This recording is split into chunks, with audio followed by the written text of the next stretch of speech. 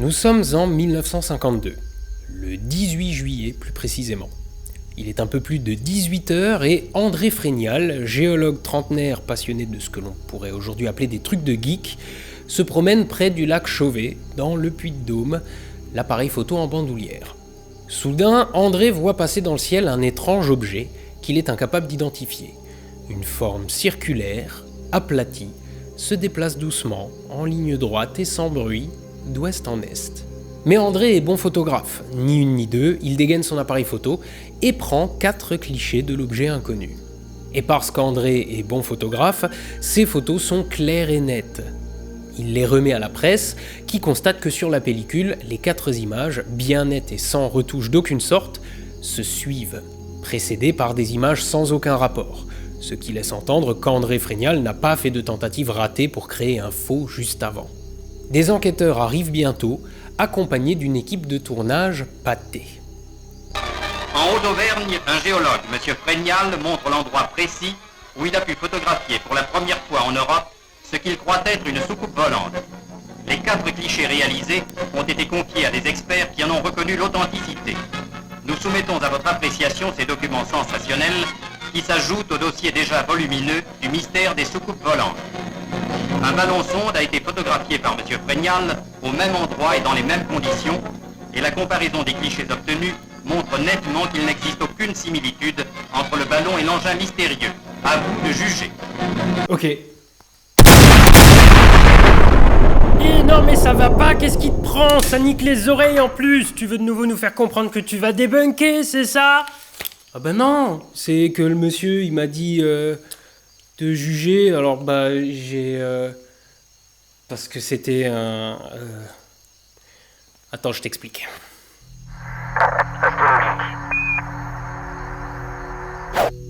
Manifestement, vous aimez bien les histoires d'OVNI, et vous aimez bien quand je m'énerve, vu les retours que vous m'avez fait sur mes épisodes sur les cas de Trans-en-Provence, Valençol et Cussac, les 3 cas les plus connus en France.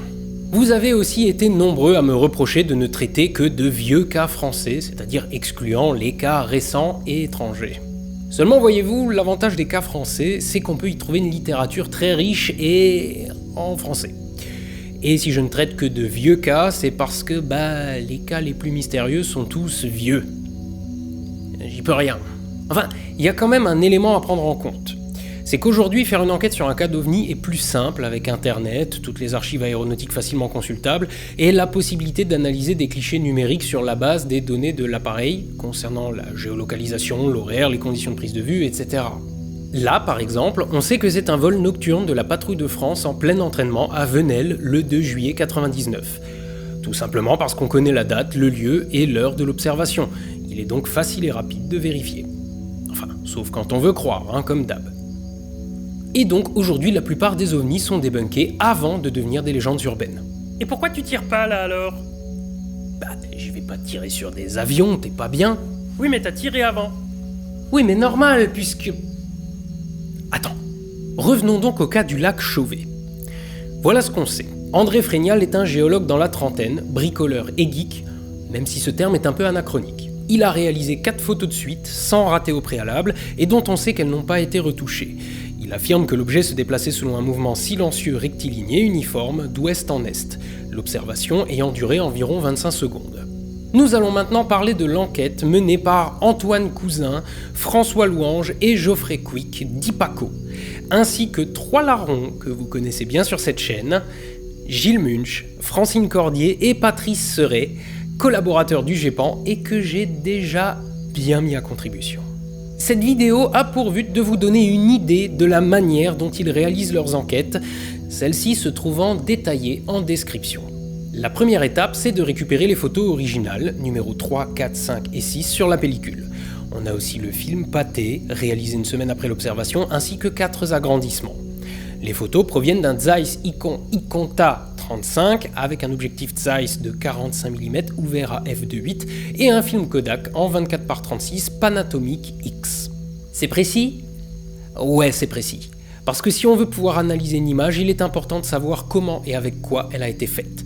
Rappelez-vous-en la prochaine fois qu'un ufologue du dimanche analysera une image compressée 20 fois sur internet sans même en connaître la provenance. Dans les vieux appareils, on ne peut pas connaître le temps de pause et d'ouverture du diaphragme. Aujourd'hui, ces infos sont contenues dans le fichier numérique, mais à l'époque, c'était pas le cas. Or, ces infos sont super importantes pour analyser une image, parce qu'elles définissent la zone de mise au point, la quantité de flou d'arrière-plan ou encore le flou de bouger. Cependant, concernant les photos du lac Chauvet, elles peuvent être partiellement déduites. C'est ce que nous allons voir. Tout d'abord, celles-ci sont scannées avec un scanner à négatif haute définition prévu à cet effet et importé dans le logiciel d'analyse d'images d'Ipaco. C'est pas super important, mais c'est juste que l'opération est clairement détaillée dans le dossier d'analyse jusqu'aux données rentrées dans le logiciel et les opérations qui y sont faites. Ça, mesdames et messieurs, ça s'appelle un travail sérieux. Parce que ça permet à n'importe qui de refaire la même chose pour vérifier qu'on ne vous entube pas. Là encore, rappelez-vous-en la prochaine fois que quelqu'un vous jettera des chiffres au nez en vous disant de lui faire confiance aveuglément. Bref, la première chose que peut dire le logiciel, connaissant l'appareil et l'objectif utilisé, c'est que l'objet a une taille angulaire d'environ 1 degré, cette taille diminuant sur les derniers clichés puisque l'objet est plus loin. À partir de cette taille angulaire, on peut déterminer une estimation de la taille absolue. Oui, estimation, parce que sa distance, là, malheureusement, on ne la connaît pas. Mais on peut dire que plus il est loin, plus il est gros, en toute logique. André Frénial dit l'avoir vu à une distance d'au moins 60 mètres. Donc si l'objet mesurait 1 mètre, sa distance était de 54 mètres. S'il se trouvait à 100 mètres de là, il en mesurait presque 2. À partir de là, et puisqu'on dispose de 4 photos où l'objet a à chaque fois une taille angulaire différente, on peut déterminer son éloignement. Quelle que soit sa distance, on peut déterminer qu'entre la première et la deuxième image, il s'est rapproché un peu, avant de s'éloigner sur les suivantes. Sur la dernière photo, il est 1,5 fois plus loin que sur la première. Bossez votre trigo à l'école, les jeunes. Ensuite, sur les images 3 et 4, les mêmes branches d'un même arbre sont visibles. Il est donc possible de les recaler ensemble, ce qui donne ça. Et donc, maintenant qu'on a un point de repère fixe, on peut aussi déterminer un déplacement angulaire, d'environ 14,5 degrés. Mais, puisqu'on a des feuilles, on a un arbre, et comme on connaît la zone où a été prise la photo, on peut consulter les données de l'IGN qui nous apprennent qu'à cet endroit, on ne trouve que des hêtres. Et la forme des feuilles sur la photo confirme ça. Une feuille de hêtre normale mesure entre 6 et 10 cm avec une moyenne de 8 cm. Mais une analyse sur place, c'est-à-dire ce qu'on fait dans une enquête sérieuse, montre qu'à l'altitude de 1200 mètres où se trouve le lieu de l'observation, les feuilles des hêtres ont une longueur moyenne un peu plus faible, puisqu'elles sont en moyenne de 6,5 cm. Vous trouvez que c'est de l'enculage de mouche ? N'empêche qu'à partir de cette donnée, il est possible de déterminer la distance entre les arbres des photos 3, 4 et 6 et l'appareil photo. Même dans les experts Miami avec leur logiciel qui arrange la netteté des photos comme par magie, tu vois pas ça. On constate ensuite que toutes les photos ne sont pas faites de la même manière. La reconstitution une semaine après les faits montre que les photos 3 et 4 n'ont pu être faites qu'en position accroupie. La photo 5 a été faite, elle, debout, et la 6 à nouveau accroupie. Ceci nous donne alors plein de jolies valeurs d'angle à comparer qui permettent de déterminer la hauteur angulaire de l'OVNI, qui est d'une vingtaine de degrés au-dessus de l'horizon. Allez voir les calculs dans le dossier. Le problème, c'est que comme on ne connaît toujours pas la distance de l'OVNI, on ne peut pas déterminer son altitude, uniquement l'angle auquel il est vu au-dessus de l'horizon. On peut aussi déterminer l'inclinaison de l'appareil au moment des prises de vue à partir de l'inclinaison des branches d'arbres sur les photos 3 et 4 et des nuages sur la photo 5. Oui, parce que ça, c'est un stratocumulus, et on sait que leur base est horizontale, donc à partir de celle-ci, on peut mesurer l'inclinaison de l'appareil. Les experts Miami, je te dis. Bon, maintenant, on a besoin de la localisation précise du site. Pour ça, il y a les archives de l'IGN. C'est l'ancêtre de Google Maps. Et bingo, entre les images pâtées et les photos, il est possible de retrouver très précisément le lieu de l'observation et même les arbres qu'on voit sur les photos. On connaît donc maintenant la distance entre les arbres des différentes photos et on se rend compte que ce qui semblait être un buisson est en fait le sommet d'un autre arbre en contrebas.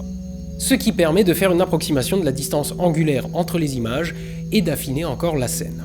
Ensuite, vu qu'on connaît l'heure et la date, on sait où se trouve le soleil dans le ciel. Et puisque sur les images, on voit un côté éclairé et un côté à l'ombre sur l'OVNI, on est en mesure de donner une fourchette d'orientation de l'appareil photo qui était donc tourné vers le sud. En recoupant avec les angles des différentes photos, ça permet de déterminer avec une précision redoutable l'orientation de l'appareil sur les différents clichés et même la distance sur laquelle André Frénial s'est déplacé entre chaque photo. Maintenant qu'on a tout ça, il est possible de continuer, mais pour ça il faut accepter plusieurs hypothèses. L'objet était à plus de 30 mètres, et il se déplaçait en ligne droite, à une vitesse uniforme, pour une observation totale d'environ 25 secondes. Comme l'a affirmé Frénial, en gros. Et si on accepte ces éléments, on peut déterminer la trajectoire de l'objet de manière relative par rapport à l'appareil photo, ce qui permet de déterminer le temps entre chaque prise de vue. Il se passe donc 4,3 secondes entre les photos 3 et 4, puis 9,3 secondes jusqu'à la photo 5, puis 11,4 secondes jusqu'à la photo 6, pour un total de 25 secondes. Puisque l'appareil photo n'a pas bougé de plus de quelques mètres entre chaque prise de vue, il doit être possible de constituer une mosaïque entre les photos, un peu comme ça a été fait avec les photos 3 et 4. Mais comme les photos 5 et 6 n'ont pas d'éléments de paysage en commun, il va falloir les recaler à partir de la trajectoire qu'on vient de déterminer. Et ça donne ça. Y a rien qui vous choque ? Non seulement les photos 5 et 6 ne sont pas compatibles entre elles, compte tenu de la ligne d'horizon, mais elles ne sont pas non plus compatibles avec la mosaïque des photos 3 et 4. La trajectoire de l'objet ne peut donc pas être lointaine et rectiligne. Pour que les différentes photos fonctionnent ensemble, il faut que la trajectoire soit incourbée vers le bas. Une trajectoire en cloche donc. Plus précisément, si on se réfère aux lois de la physique et aux trajectoires des objets sur Terre, une parabole. Il faut donc déterminer les paramètres d'une parabole qui colle avec les contraintes connues et les éléments du paysage visible. Bon, on fait l'impasse sur les équations du second degré, mais les matheux, je vous invite à aller jeter un petit coup d'œil. Quelques pages de calcul plus tard, on arrive à ça. C'est déjà beaucoup plus cohérent. Mais si on considère la trajectoire de l'OVNI comme étant une parabole, on peut maintenant déterminer non pas la hauteur angulaire, mais la hauteur par rapport au sol, ainsi que sa distance. Et avec toutes ces nouvelles infos, si on se rebase sur la taille angulaire de l'objet ainsi que la distance qu'il parcourt en considérant les marges d'erreur possibles, on trouve une taille comprise entre 9 et 20 cm, une distance parcourue entre 20 et 41 mètres, et une hauteur par rapport au sol comprise entre 4 et 7 mètres. Voilà qui ne colle pas vraiment avec les affirmations du témoin. Il est donc temps de retourner jeter un œil au logiciel d'analyse d'images. Cette fois, ce qui nous intéresse, c'est le flou de bouger, parce qu'il devrait nous permettre de confirmer ou infirmer la vitesse de l'objet. On compare donc le flou sur les feuilles de l'arbre et celui sur l'objet. Puisqu'on connaît l'appareil, on peut déterminer la quantité de flou qu'il était susceptible de produire. Puisque le nuage sur la photo 5 est raisonnablement net, on peut en déduire que le point n'était pas fait à proximité. Mais pas à l'infini non plus, puisque les feuilles de l'arbre sont elles aussi dans la zone de netteté. Et puisque la scène est en plein soleil, compte tenu de la sensibilité de la pellicule, le diaphragme devait être au moins fermé à f5.6 ou f8, et le temps d'obturation ne pouvait pas dépasser 1/250e de seconde. Ces infos-là, aujourd'hui, elles sont intégrées dans les photos, mais vous voyez, même sans les avoir et avec quelques connaissances en photographie, il était possible de les déduire.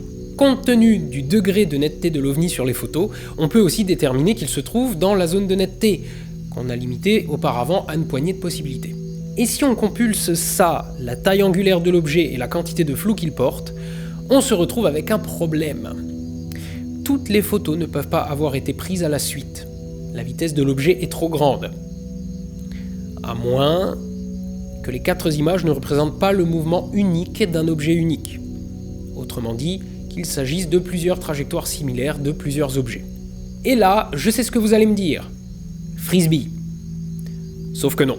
Le frisbee est inventé aux États-Unis en 1948 et n'est introduit massivement en France qu'à la fin des années 50. Bien qu'il soit possible qu'André Frénial ait pu s'en procurer un en 1952, ça reste assez peu probable. D'autant qu'un frisbee, c'est plus gros, ça vole moins vite, et lancer 4 fois de suite un frisbee sur la même trajectoire et faire 4 photos de suite, c'est pas gagné. Notre équipe d'enquêteurs s'est donc rendue sur place, exactement à l'endroit où Frénial a dit avoir vu l'OVNI, avec exactement le même appareil photo et un frisbee des années 50. Et ça s'est pas avéré convaincant.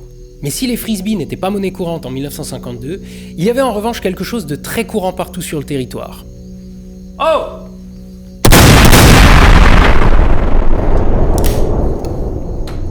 Les pigeons d'argile. Un pigeon d'argile des années 50, ça mesure un peu moins de 11 cm de diamètre pour 3 cm de haut. Ceux qu'on utilise aujourd'hui ne sont guère différents. Notre fine équipe a donc emmené avec elle un lanceur de pigeons d'argile et, à la même heure, une date similaire et avec le même appareil photo, a réalisé cette image. Et devinez quoi ? Avec le lanceur manuel de plateau d'argile d'époque qu'ils ont utilisé, il est possible de tous leur donner la même trajectoire. Et avec ce même lanceur, ils ont constaté une distance moyenne parcourue de 22 mètres pour une hauteur de 8 mètres et demi et un vol de 3 secondes. Soit des valeurs beaucoup trop proches de celles calculées pour que ce soit un hasard. On notera aussi que les résultats des calculs de nos enquêteurs sont extrêmement proches de ceux d'autres équipes d'enquêteurs totalement indépendantes, dont vous trouverez aussi référence dans le dossier. Autrement dit, tout indique que ce cher monsieur Frénial était accompagné d'un complice qui a projeté des pigeons d'argile, tandis qu'il les prenait en photo au passage. Conclusion, c'est un faux. Oui, mais ça tout le monde s'en doutait depuis le début de la vidéo. Non, pour conclure, je voudrais vous citer un grand principe qui fait beaucoup de mal à l'esprit critique. Bien plus que la condescendance d'un youtubeur avec son fusil. Ce principe, c'est la loi de Brandolini, aussi appelée principe d'asymétrie de la connerie, énoncé par le programmeur Alberto Brandolini en 2013, et qui dit ceci. La quantité d'énergie nécessaire pour réfuter des idioties est 10 fois plus importante que celle nécessaire pour les produire. Autrement dit, les fake news et les théories du complot auront toujours l'avantage, parce qu'elles sont très faciles à énoncer ou à produire, mais demandent une quantité énorme de travail pour être réfutées. En plus, la réfutation suit toujours la théorie du complot. Autrement dit, vous avez eu le temps de vous convaincre qu'elles étaient vraies avant même d'être exposé à des réfutations complexes qui auront bien du mal à vous déconvertir. Donc rappelez-vous, tous ceux qui balancent un truc sans source en commentaire pour appuyer le fait que les ovnis existent, que pour vous prouver que vous racontez de la merde, moi il me faut des jours de recherche, l'écriture, le tournage, le montage et la diffusion d'une vidéo. C'est pourquoi il est très important de ne pas inverser la charge de la preuve. Ce n'est pas à moi de prouver que vous avez tort, c'est à vous de prouver que vous avez raison. Et je le redis, aucun cas d'OVNI, je dis bien aucun cas d'OVNI, n'a été en mesure de fournir des preuves suffisantes pour permettre d'affirmer que les extraterrestres nous visitent. Tous les cas d'OVNI, je dis bien tous les cas d'OVNI connus à ce jour sont soit des canulars, soit des méprises avec des phénomènes naturels ou artificiels tout à fait communs. Quant aux rares cas qui résistent à l'explication, on ne dispose juste pas d'informations suffisantes pour tirer des conclusions. Mais puisque tous les autres se sont révélés foireux, on n'a aucune raison de les considérer autrement. Alors, en attendant d'avoir un jour peut-être un cas probant, n'oubliez pas de lever les yeux au ciel. Oh! Et d'être astronogeek. À la revoyure.